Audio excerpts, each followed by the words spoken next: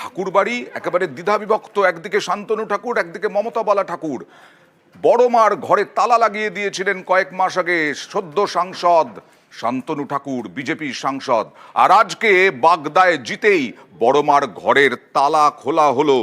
মধুপর্ণা ঠাকুর জিতলেন, ঠাকুর পরিবারের তৃণমূল প্রার্থী মমতা বালা ঠাকুরের মেয়ে।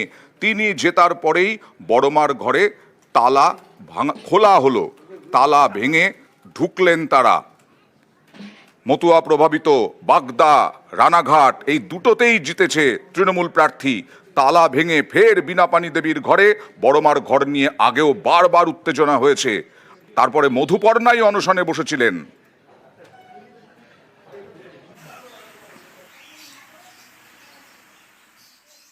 প্রায় 15-20 দিন আগেই আমরা কোর্ট থেকে আমরা পারমিশন পেয়ে গেছি এই ইলেকশনের জন্য। মাননীয় মুখ্যমন্ত্রী মমতা বন্দ্যোপাধ্যায় মধুপর্ণা ঠাকুরকে প্রার্থী করার জন্য বাগদায় মতুয়া ভক্তরা তারা টোটালটাই আমার 15টা গাড়ি প্রতিদিন ঘুরেছে, বিভিন্ন জায়গা থেকে তারা ভক্তরা এসছে এবং ওদের একটাই কথা ছিল যে পারমিশন আমরা যখন পেয়েছি আইনের মাধ্যমে আমরা জয় হয়েছে, নৈতিক জয়। এবং সেটাকে আমরা যেদিনকে ঘোষণা হবে, তোমার একটা রেজাল্ট বেরোবে 13 তারিখে, সেই দিনকে প্রথম আমরা তালা খুলে বড় মার কাছে প্রণাম করব এবং সেই ভক্তরা সেটা করেছে।